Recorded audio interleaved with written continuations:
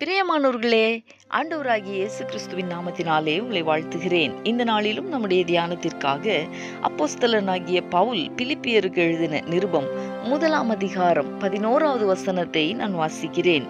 நீங்கள் கிறிஸ்துவின் நாளுக்கென்று துப்புரவானவர்களும் இடரலற்றவர்களுமாயிருக்கவும் வேண்டுதல் செய்கிறேன். எனக்கு அன்பானவர்களே, அப்போஸ்தலனாகிய பவுல் இங்கே ஒரு குறிப்பிட்ட விஷயத்திற்காக நமக்காக வேண்டுதல் செய்கிறேன் என்று அவர் சொல்லி இருக்கிறதை கவனியுங்கள். அந்த குறிப்பிட்ட நாளுக்காக 2 காரியங்களை நாம் செய்யும்படி அவர் அதை மையப்படுத்தி எழுதியிருக்கிறார். ஒன்று நமக்கானது, நம்முடைய தனிப்பட்ட வாழ்வுக்கானது.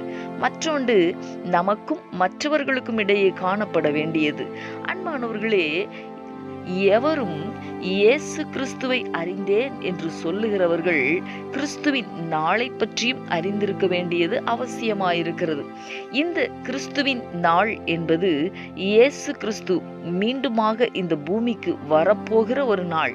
அந்த நாளிலே தேவனை அறிந்திருக்கிற ஒவ்வொருவருமே துப்புரவானவர்களாய் இடரலற்றவர்களாய் வாழ்ந்திருந்தால் மட்டுமே அதில் பங்கு பெற முடியும்.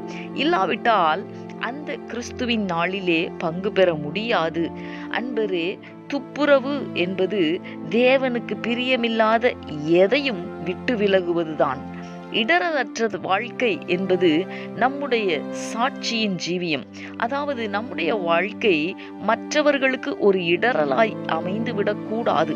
மற்றவர்களுக்கு முன்பதாக நாம் வாழும் வாழ்க்கையானது அவர்கள் நம்மை பின்பற்றுகிறவர்களாய் மாறுகிறதற்கு ஏதுவாக காணப்பட வேண்டும். இல்லாவிட்டால் அது இடரலை ஏற்படுத்துகிற வாழ்வுதானே. அன்பானவர்களே, தேவனுக்கு முன்பாக நிற்கிறதற்கு நாம் பாத்திரவான்களாய் மட்டும் காணப்படுகிறோமா என்கிற அந்த கேள்வியை முன்வைத்தவர்களாய் நம்மை நாமே ஆராய்ந்து பார்க்கலாமே. நாம் ஜெபிக்கலாமா? எங்களை நேசிக்கிற எங்கள் அன்பின் பரலோக தகப்பனே, ஆசீர்வாதமான இந்த நாளுக்காக உமக்கு நாங்கள் நன்றி செலுத்துகிறோம். இந்த நாளிலும் கிறிஸ்துவின் நாளுக்கென்று நாங்கள் துப்புரவான வாழ்க்கை வாழ வேண்டும், இடரலற்ற வாழ்க்கை வாழ வேண்டும் என்பதை உம்முடைய வேத வசனத்தின் மூலமாய் எங்களோடு கூட நீர் பேசின உம்முடைய அன்புக்காய் உமக்கு நாங்கள் நன்றி செலுத்துகிறோம். தகப்பனே, உம்மை சந்திக்கிற அந்த நாளுக்காக நாங்கள் ஆயத்தப்படுகிறதற்கு எங்களுக்கு உதவி செய்யும். துப்புரவான ஒரு வாழ்க்கை வாழ, இடரலற்ற ஒரு வாழ்க்கை வாழ தகப்பன் எங்களுக்கு உதவி செய்வீராக. மற்றவர்களை உமக்கு நேராய் கொண்டு வருகிற ஒரு வாழ்க்கை வாழ, சாட்சியுள்ள வாழ்க்கை வாழ எங்களை அர்ப்பணிக்கிறோம். உதவி செய்யும். இயேசு கிறிஸ்துவின் நாமத்தில் வேண்டிக் கொள்ளுகிறோம் நல்ல பிதாவே. ஆமேன், ஆமேன்.